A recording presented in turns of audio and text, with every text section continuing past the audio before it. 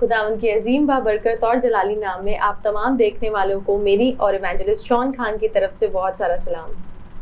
हमारे दिल निहायत शादमान है कि एक दफ़ा फिर हम आप लोगों के साथ एक नए एपिसोड के साथ आए हैं। खुदावंद की ज़िंदगी बख्श कलाम में लिखा है कि मुबारक है वो जो खुदावंद से डरता है और उसके अहकामों पर अमल करता है। हमारे दिल निहायत शादमान है इस बात के लिए कि आप लोग इन प्रोग्राम से बरकत पा रहे हैं जो हमारे ग्रेस नेटवर्क पर चलते हैं, और खुसूसन हमारे शो में और मेरा घराना से हमें बहुत अच्छे रिव्यूज़, कमेंट्स, कॉम्प्लीमेंट्स मिल रहे हैं आप लोगों से। और इसी तरीके से हम आप लोगों के साथ एक नए गेस्ट को, पास्टर कामरान सादिक और उनकी वाइफ को हम लाए हैं। तो हम आप दोनों को अपने शो में वेलकम कहते हैं। और ज़रूर है कि हम आप लोगों से जानना चाहेंगे कि खुदावंद ने आप लोगों की ज़िंदगी में कैसे काम किया, किस तरीके से आपके घराने का आगाज़ हुआ। मेरा नाम मिसेस कामरान सादिक है और सबसे पहले मैं अपने शौहर की तरफ से और अपनी तरफ से आपको सलाम पेश करती हूँ। और मेरा दिल खुदावंद की शुक्रगुजारी से भरा हुआ है कि आपने हमें ये मौका बख्शा कि हम आज ग्रेस नेटवर्क के चैनल पर मैं और मेरा घराना में आ सके। हम आपके पास्टर दानिश पीटर जी के और ग्रेस नेटवर्क के और तमाम इंटायर टीम के शुक्रगुजार हैं। और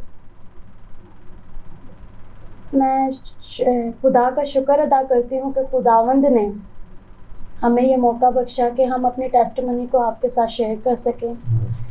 हमारी शादी खुदावंद की पाक मर्जी से हुई और तकरीबन हमारी शादी को 6 साल हो चुके हैं और हमारे 3 बेबी बॉय हैं, जो खुदावंद की बहुत बड़ी शुक्रगुजारी और खुदावंद की एक ज़िंदा गवाही है।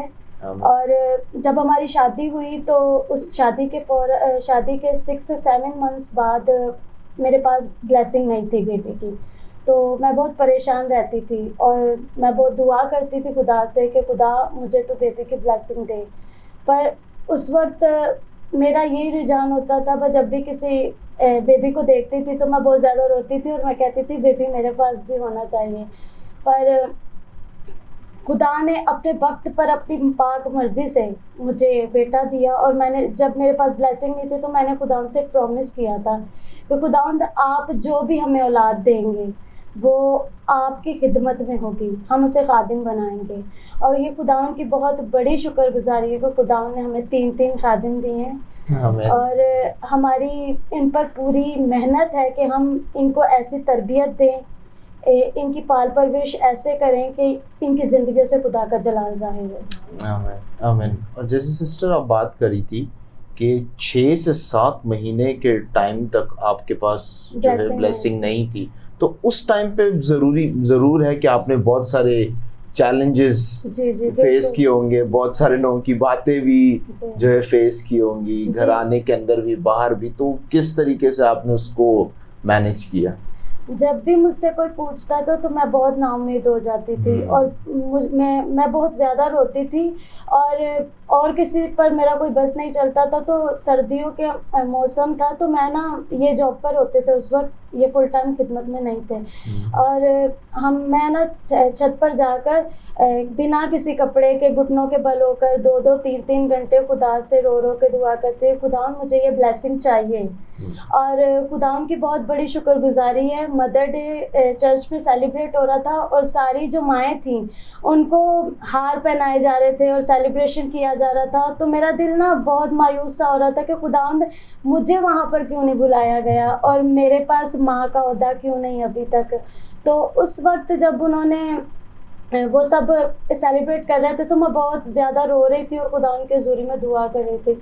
जब मैं चर्च से बाहर निकल रही थी तो मेरा एक चर्च से पाँव बाहर था और ना चर्च के जो एल्डर भाई थे उन्होंने मेरे सर पर हाथ रखा और कहा कि बेटा मायूस नहीं हो, अगले साल आप देखना सामने खड़े होगे और आपको भी सब हाथ पहना रहे होंगे और आप मदर डे को सेलिब्रेट करोगे।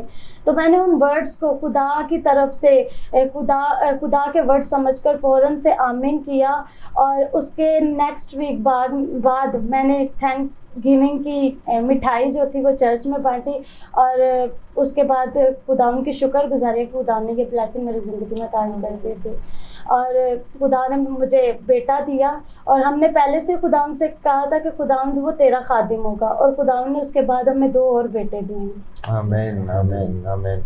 तो मैं तो ये समझता हूँ खुदावंद के साथ जो वफादारी होती है ये फलदार होती है। आप लोग बहुत सारे फल आपकी ज़िंदगी में लाती है, ब्लेसिंग्स को बहुत सारी लाती है। वो एक वादा जो था आपका, उसने आपको 2 और बेटे दिए, और मैं समझता हूँ खुदा वेट भी कर रहा था कि ये वादा करें तो फिर मैं आगे चलूं, क्योंकि इंसान तो आपको पता है ऐसा है कि वो भूल जाता है। जी खुदाबंद जैसे वो अपना मिस्र से गुलामी से निकाल कर लाया और वो कौम भूल गई, और यही इंसानों का हाल होता है। तो लेकिन आज के दौर में खुदाबंद ये मेक श्योर करता है कि पहले वादा हो जाए उसके बाद मैं ब्लेसिंग दूं।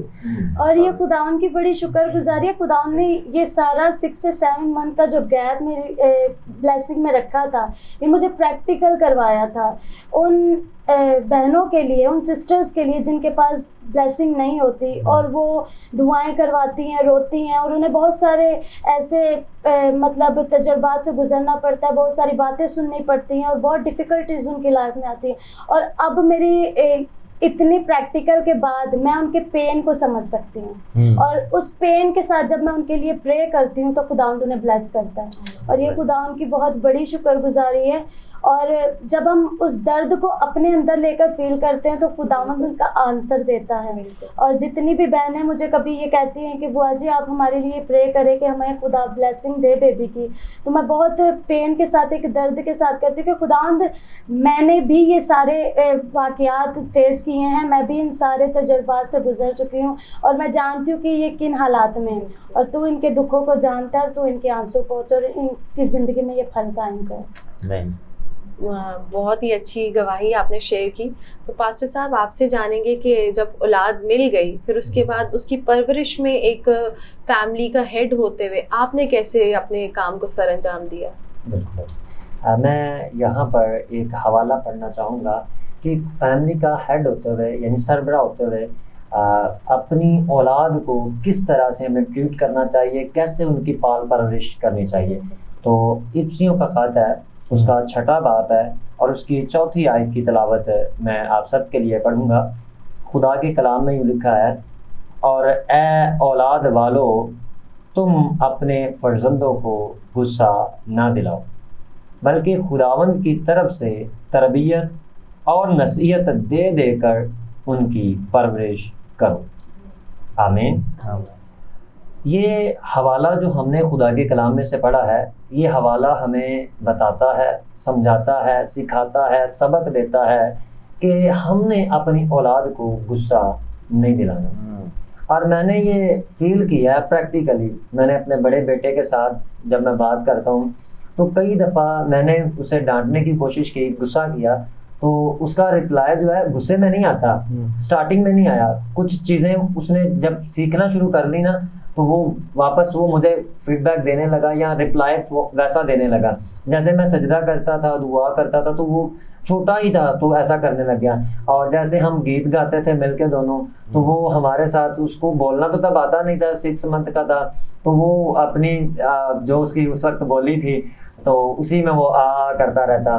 तो ऐसा हुआ कि मैंने जो महसूस किया कि बच्चे की हम जैसी ट्रेनिंग करवाएंगे वो वैसा बन जाएगा। और मैंने बहुत ज़्यादा जिस चीज़ पर गौर किया है कि माँ बाप होते हुए कलाम के मुताबिक हमें छोटी एज से, छोटी उम्र से अपने बच्चों को कलाम की आयात सिखानी चाहिए। और उसके साथ जो ज़रूरी बात है, अपने बच्चों से फ्रेंडली रहना चाहिए। कई दफ़ा बच्चे ऐसा होता है कि हम उनके साथ वक्त नहीं स्पेंड कर पाते और टाइम नहीं दे पाते, और फिर हम कई दफ़ा खुद के मसलों में बिजी होते हैं, परेशान होते हैं, और उन पर भी गुस्सा किए जा रहे होते हैं, और बच्चे जो होते हैं इससे एरिटेट हो जाते हैं। और जो दूसरी ख़ास बात है, इस वजह से बच्चे जो हैं वो, उनको घर से प्यार नहीं मिलता, फादर का नहीं मिलता, मदर का नहीं मिलता, पेरेंट्स से उसे प्यार नहीं मिलता। वो प्यार बाहर ढूंढने के लिए बाहर का रुख कर लेता है, जैसे गली में कुछ दोस्त बनाने की कोशिश करता है, या जो बेटियां होती हैं घरों के अंदर, वो ज़्यादातर तो मैंने देखा है बेटियां अपने फादर से, अपने डैडी से क्लोज होती हैं। तो मुझे एक दफ़ा इत्तेफाक हुआ, मैं एक फैमिली में गया, तो वहाँ पर कुछ बच्चे थे, वो अपने माँ बाप से रूठे हुए थे, और उनके बच्चे जो थे वो काफ़ी बिगड़े हुए थे। तो माँ बाप बड़े परेशान थे। उन्होंने मुझसे रिक्वेस्ट की, पास साहब आप इनको समझाएं भी, आप इनके लिए दुआ भी करें। तो मैंने उन बच्चों से बात की, मैंने दुआ तो की, मैंने उन बच्चों से बात की। मैंने उनसे पूछा कि बेटा आप ऐसा क्यों कर रहे हैं, आपके पेरेंट्स इतने अच्छे हैं, आपको हर तरह की सहूलतें, स्टडी, सब चीज़ें दे रहे हैं। तो उन्होंने मुझे कहा कि पास्टर जी ये सहूलतें तो दे रहे हैं लेकिन हमें इनसे प्यार नहीं मिलता। तो इस वजह से मैं यहाँ पर एक ज़रूरी पैगाम अपनी कौम को देना चाहता हूँ कि बहुत सारे पेरेंट्स इतने बिजी होते हैं कि वो काम काम काम, दिन रात काम, काम से थक जाए तो फिर भी करें हम काम, आराम खुद भी नहीं करते। काम को इतना वो बना लिया कि करेंगे नहीं तो खाएंगे कहाँ से, आएगा नहीं तो, मतलब खुदा पर ईमान नहीं है। तो मैं यहाँ पर ये कहूँगा कि पेरेंट्स की जो ज़्यादा बड़ी जिम्मेदारी है वो ये है कि अपने बच्चों के साथ फ्रेंडली रहें, ठीक है। और इसके साथ जो ख़ास बात है, अगर हम पढ़ते हैं इस्तिस्ना की किताब तो उसके अंदर लिखा हुआ है अपनी औलाद को जो है वो खुदा का कलाम बचपन ही से सिखाओ, जब वो छोटी एज में हो। मैं अपने बच्चों को आज भी सिखाता हूँ। मेरा जो बेटा अब्दिया है, जो दूसरा बेटा है, 2nd नंबर पर है, उसे अगर हम सवाल करते हैं कि खुदा का नाम क्या, तो वो बताता है यहोवा। तब उसे सही आता भी नहीं था तो वो बताता था खुदा हमारा क्या है, खुदा हमारा बाप है। इस तरह के सवाल जवाब वो माइक में कलाम सुनाता भी है और फिर जो है सारी चीज़ें कर रहा है। तो बच्चे को जिस सांचे में, जिस आदत में हम डालेंगे वो उसी पर चलता जाएगा। और खुदा के कलाम में भी लिखा हुआ है कि छोटी एज से, जब वो छोटा ही है तो उसे उस राह पर चलाने के लिए अभी से तैयार कर, और वो बूढ़ा होकर भी उसको नहीं छोड़ेगा। आमीन। बहुत ही ज़बरदस्त गुफ्तगू चल रही है, इसको मज़ीद कंटिन्यू करेंगे एक छोटे से ब्रेक के बाद। देखते रहिए प्रोग्राम मैं और मेरा घराना, ओनली ऑन प्रेस नेटवर्क।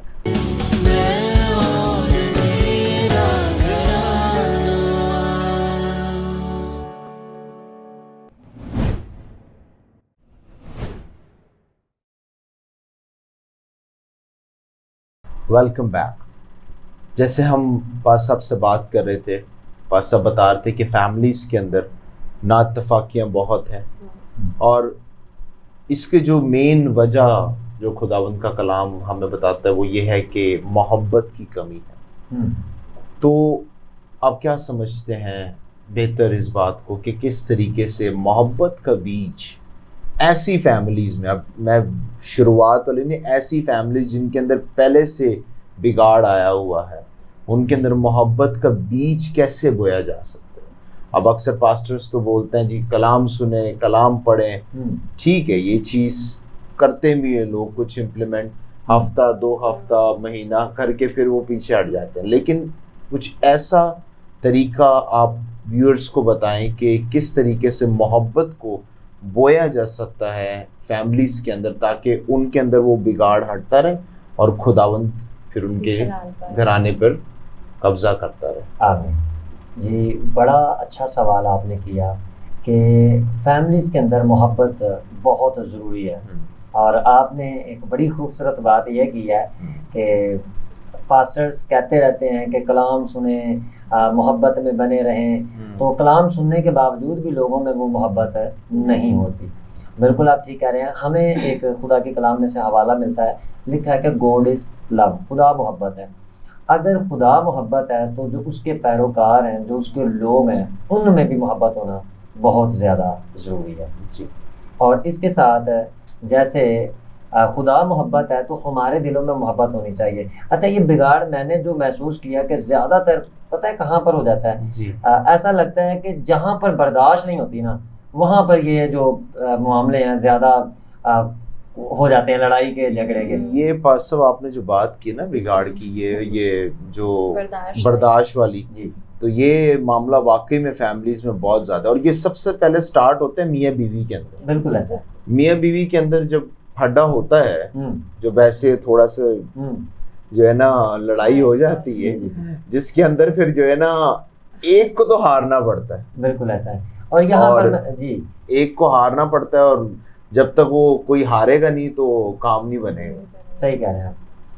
और वैसे तो दोनों जो हैं वो इंसान ही हैं, ठीक है। दोनों की अहमियत खुदा के सामने जो है वो एक जैसी है। मैं यहाँ ना तो वाइफ को नीचे करता हूँ कि उसको हर वक्त जो है वो ताबेदारी में रहना चाहिए, या हर वक्त जो है वो झुक जाए, वो बर्दाश्त करे। लेकिन खुदा का कलाम हमें ये सिखाता है कि औरत जो है अपने शोहर की ताबेदारी करे। अगर कई बार शोहर बाहर से आता है तो वो गुस्से में भी हो सकता है, बाहर 100 मसले हैं उसके, तो अगर वो आके हाइपर हो जाए, गुस्सा कर ले, तो शोहर उसको वाइफ को चाहिए कि वो बर्दाश्त कर जाए, बल्कि उसको मैनेज करने की कोशिश करे कि कोई बात नहीं है, हो जाएगा, कोई बात नहीं, मतलब जितना भी वो गुस्से में हो तो उसको जो है वो रिलैक्स करना चाहिए, उसकी बात को मैनेज कर जाना चाहिए, समझ जाना चाहिए। बिल्कुल। और कई दफ़ा ऐसा होता है कि वाइफ जो होते हैं, हाँ जी, वाइफ जो होती हैं वो घर के काम कर करके परेशान हो जाती हैं, तो वो भी जो होती हैं वो गुस्से में होती हैं, तो वहाँ पर जो है शोहर को जो है वो मैनेज करना चाहिए। यहाँ पर मैं 2 चीज़ें बड़ी जो ज़रूरी हैं वो रखूँगा।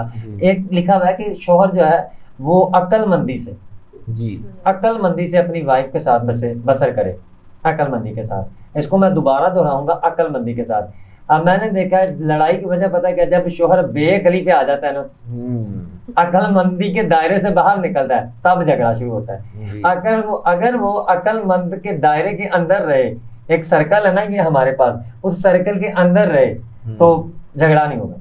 सही। और अगर इसी तरह वाइफ अपने सर्कल के अंदर रहे कि मैंने तो ताबे ही रहना है, ताबेदारी करनी है मैंने, तो वो झगड़ा नहीं होगा। तो इसके साथ ही है मोहब्बत, कि मोहब्बत जरूरी है। फिर रूहुल कुदस की रफाकत, कि वो रूहुल कुदस से भरे हुए हों, खुदा का कलाम रोज पढ़ने वाले हों। लिखा है कि खुदा की मोहब्बत रूहुल कुदस के वसीला से हमारे दिलों में डाली गई है।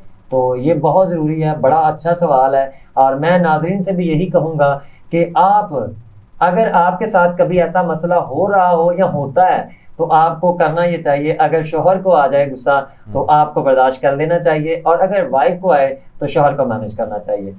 बहन, क्या आप मुत्तफिक हैं पास साहब की बात से?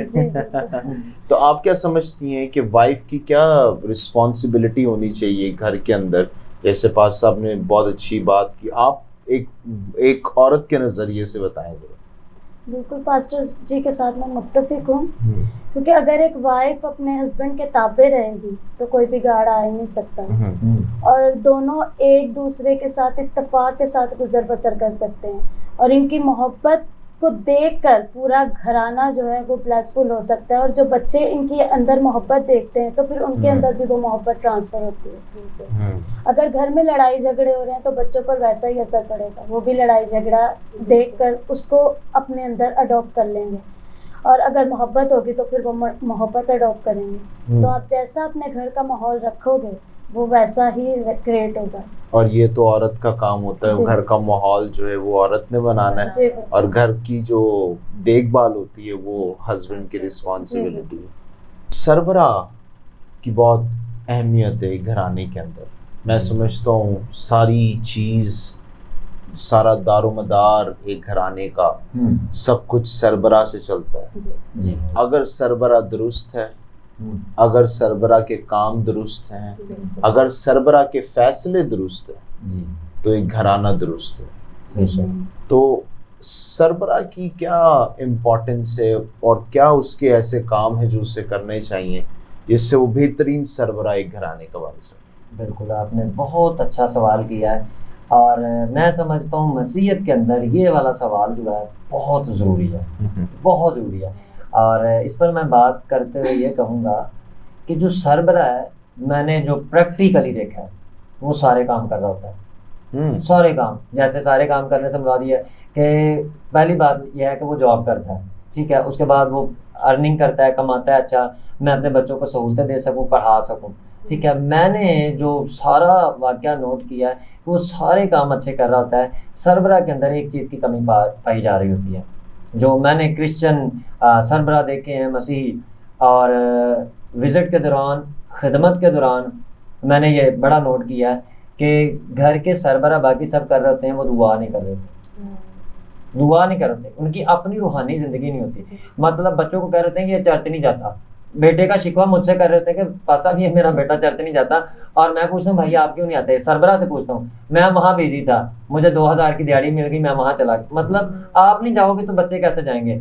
जो घर का सरबराह है ना, उसकी जो दुआ है वो बच्चों के लिए, वाइफ के लिए, उनकी स्टडी के लिए, सब चीज़ों के लिए बहुत ज़रूरी है। अगर घर का सरबराह उसके पास बेटियाँ भी हैं, बेटे भी हैं, तो उसको जो है दुआ करनी चाहिए।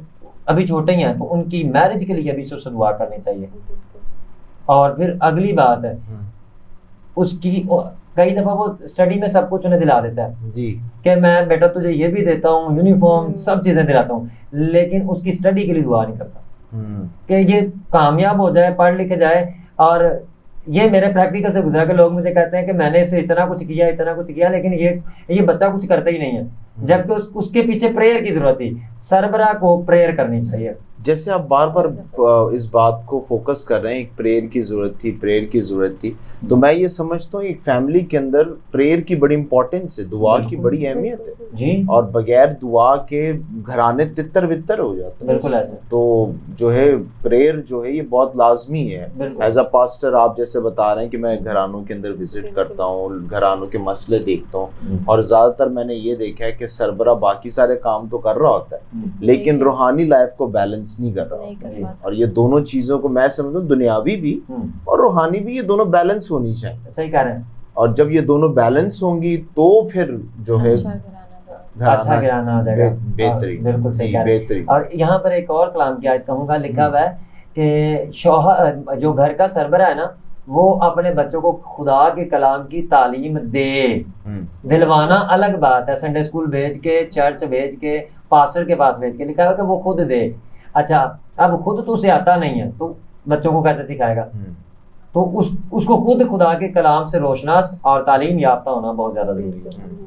दुआ के साथ कलाम भी ज़रूरी है, कलाम भी ज़रूरी, उसका चाल चलन अच्छा हो, अपने बच्चों के लिए वो आइडियल हो, अपने बच्चों के लिए वो, उसके बच्चे उसे आइडियल मानते हो, उनके सामने कुछ ऐसी हरकतें, ऐसी हरकत ना कर रहा हो कि जिसकी वजह से बच्चे उसे फेल कर दें, उसे एक्सेप्ट ना करें कि हमारा तो फादर खुद इस मामले में अच्छा नहीं। सिस्टर, आपसे जानना चाहेंगे कि आपने अपने हस्बैंड के साथ शाना बशाना कैसे चली हैं और खिदमत में आपने कैसे इनका साथ दिया?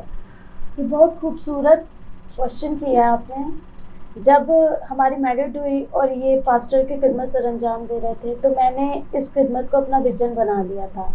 और खुदावन ने जब हमें एक किया, पाक बंधन में बांधा और उसके बाद हमें खिदमत दी, तो ये पास्टर की खिदमत करते थे। उस वक्त हमारे चर्च में वर्शिप करने का एक अच्छा मेयार नहीं था, उस तौर पर क्वायर नहीं थी, और मतलब अभी हमारा स्टार्ट था।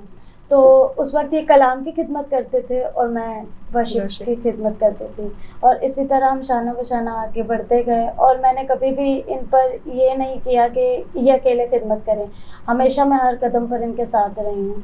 घर के सारे काम मैनेज कर सारी इबादतें भी मैंने साथ में मैनेज करनी और बच्चों को भी खुद देखना।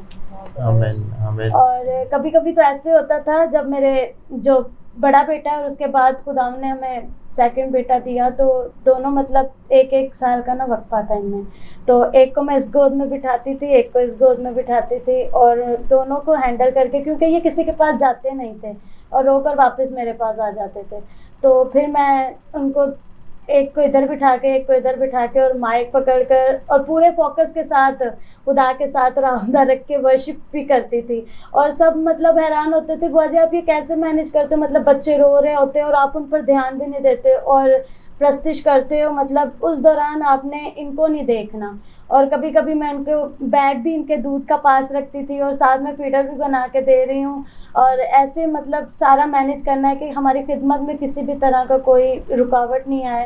और जब खुदावंद ने हमें ये ब्लेसिंग दी थी, अभी हमारे पास बेबी नहीं थे, तो जब भी मैंने इनके साथ पूरे तौर पर खिदमत करने की कोशिश की, ये दूर के इलाकों में जाते थे, तो मतलब इस सारी ब्लेसिंग के दौरान भी मैं इनके साथ ट्रैवल करती थी। और डॉक्टर्स ने मना भी किया था कि भाई आप ट्रैवल नहीं किया करें, पर मैं कहती थी हम जिसका काम कर रहे हैं ना, वो हमारी हिफाजत खुद करता है। और हम ये तीनों बेटे खुदावन ने हमें जब दिए, तो हमने इनको खिदमत के लिए खुदा के हुजूर ठहराया था। और मैं नहीं चाहती थी कि ये खिदमत से ज़रा भी ओझल हों, ये सारा इबादत का माहौल देखें, ये सही। खुदा की हजूरी में रहें। अगर मैं इनको घर पर हैंडल करूंगी तो इन्हें पता कैसे चलेगा वर्शिप कैसे करते हैं, जी। कलाम कैसे सुनेंगे।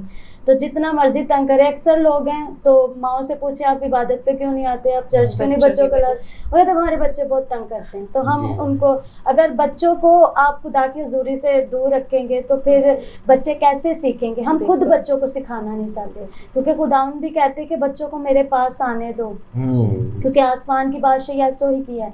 और जब हम बच्चों को खुदा के पास नहीं लेकर जाएंगे तो खुदा के साथ कैसे उनका एक रिश्ता कायम होगा, अटैचमेंट होगा।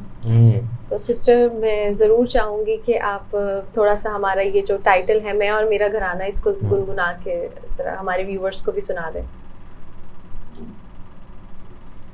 खुशियों से महके ये आंगन, खुशियाँ ही खुशियाँ हो हर सू।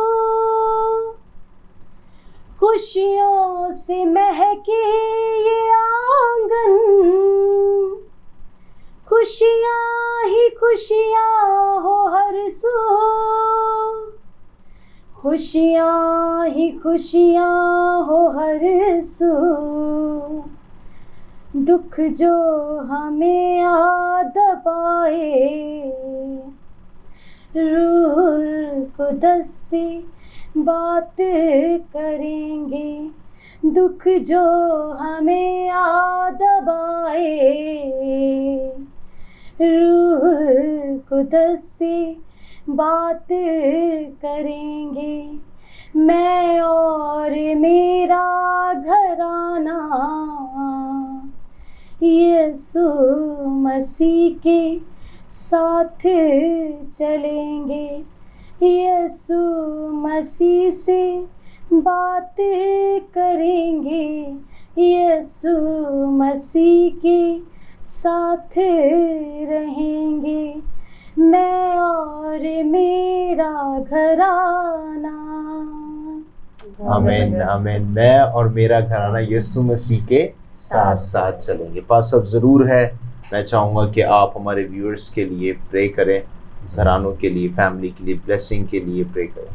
Praise the Lord. मैं दुआ से पहले एक छोटी सी बात कहूँगा कि ये जो टाइटल है इस प्रोग्राम का, मैं और मेरा घराना, कुछ मंथ पहले की बात है, खुदा ने मुझे इसका एक मुकाशफा दिया कि जो लोग चर्च जाने वाले हैं, खिदमत में हैं, कम हैं, थोड़े हैं, बहुत है, ज़्यादा है, चर्च में जाने वाले मसीह हैं, अगर वो ये गीत गाते रहे मैं और मेरा घराना यीशु मसीह के साथ चलेंगे। अब गा तो वो अकेले ही रहे और क्या कह रहे हैं कि मेरा घराना, इसका मतलब ये है कि अल्फाज मंजर का तयन करते हैं। एक दिन ऐसा आएगा कि उनका पूरा घराना खुदा के साथ चल रहा होगा, और ऐसा होगा, ये मेरा फेथ है, डेफिनेटली ऐसा होगा। आमीन। तो आए हम दुआ करेंगे, अपने सरों को झुकाएंगे, अपनी आंखों को बंद करेंगे। इस वक्त जितने व्यूअर्स देख रहे हैं इस प्रोग्राम को, वो भी अपने सरों को झुकाएं, अपनी आंखों को बंद करें। हम सब दुआ करेंगे, खुदा बाप की शुक्रगुजारी करेंगे, और ख़ास तौर पर आज के कलाम के लिए जो खुदा के कलाम में से अमीर बातें हुई हैं, हम शुक्रगुजारी करेंगे, सब शुक्र करेंगे, सब शुक्र करेंगे। अब बाप हम तेरा शुक्र करते हैं तेरे बेटे यीशु मसीह के लिए, जो हमारा कुफारा है, जिसके कुफारे से हम बचाए गए हैं और हमेशा की ज़िंदगी के वारिस हुए हैं। अब बाप तू चाहता है कि फैमिलीज जो हैं वो ब्लेस रहें, उनका माहौल खुशगवार रहे।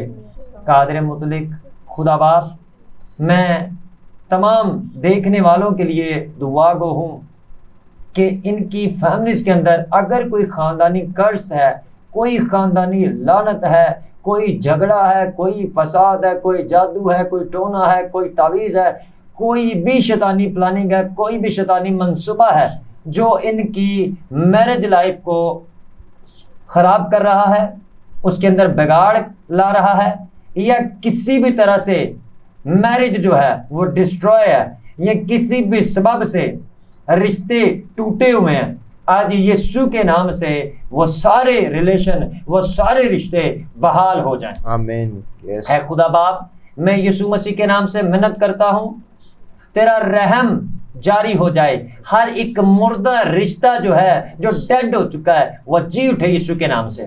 और तेरी कुदरत से खुदा, जितने तेरे बेटे बेटी इस वक्त तेरे हजूर में अपने सरों को झुकाए हुए हैं खुदा, इन्होंने जिस ईमान से अपनी आंखों को बंद किया है कि हमारे घराना के अंदर भी ये प्रॉब्लम है, हमारे बच्चों के अंदर भी ये प्रॉब्लम है, हमारे हस्बैंड वाइफ में ये प्रॉब्लम है, आज वो सारी स्पिरिट्स है, सारी इविल स्पिरिट्स इनको छोड़कर जाएं यीशु के नाम से, और ये फ्री हो और इनका घराना खुशहाल हो। जो सहूलतें, जो ज़रूरतें इनको चाहिए वो तेरे खजाना से मुहैया हो। खुदावंद, जिनके पास अपनी पर्सनल सहूलतें नहीं है, अपने घर नहीं है, और खुदावंद ऐसी चीज़ें जो इन्हें दरपेश हैं, जो इन्हें दरकार है कि ये हमारी ज़रूरत की हैं, खुदावंद तेरी कुदरत से वो इन्हें मुहैया हो। हम तेरी शुक्रगुजारी करते हैं ग्रेस नेटवर्क टीवी के लिए, और खुदा बाप जिसके वसीला से तेरे कलाम की वसअत का काम किया जा रहा है, अंजील सुनाई जा रही है, और खुदावंद फैमिलीज़ के लिए, घरानों के लिए काम किया जा रहा है, हम तेरी शुक्रगुजारी करते हैं ग्रेस नेटवर्क के लिए। खुदावंद तेरे बंदा पास्टर दानिश पीटर साहब के लिए, और खुदावंद खुदा तेरे बंदा मुबशर शान साहब के लिए, इनकी अहलिया के लिए, और खुदावंद खुदा ग्रेस नेटवर्क की सारी टीम के लिए बरकत की दुआ करते हैं और सलामती की दुआ करते हैं। और ग्रेस नेटवर्क खुदावंद जिस तरह तेज़ी से फैल रहा है ममालिक के अंदर, इसी तरह खुदावंद ग्रेस नेटवर्क तेरी कुदरत से खुदावंद दुनिया के कोने कोने तक पहुँचे, और अंजील की मुनादी खुदावंद तेरे जलाल से होती रहे। हम तेरी शुक्रगुजारी करते हैं, और खुदावंद सारी बातों के लिए तेरा शुक्र अदा करते हैं। आज की सारी गुफ्तगू के लिए तेरा शुक्र, तेरी तारीफ, तेरी तमजीद करते हैं यीशु मसीह के कादर और कुदूस नाम से, आमीन। बहुत ही ज़बरदस्त गुफ्तगू रही, और थैंक यू सिस्टर जी आपके आने का, पास्टर साहब आपके आने का। हमारा programme every weekend Friday, Saturday और संडे आता है 7:30। इसको ज़रूर देखें और बरकत पाएं। देखते रहिए प्रोग्राम मैं और मेरा घराना, ओनली ऑन ग्रेस नेटवर्क।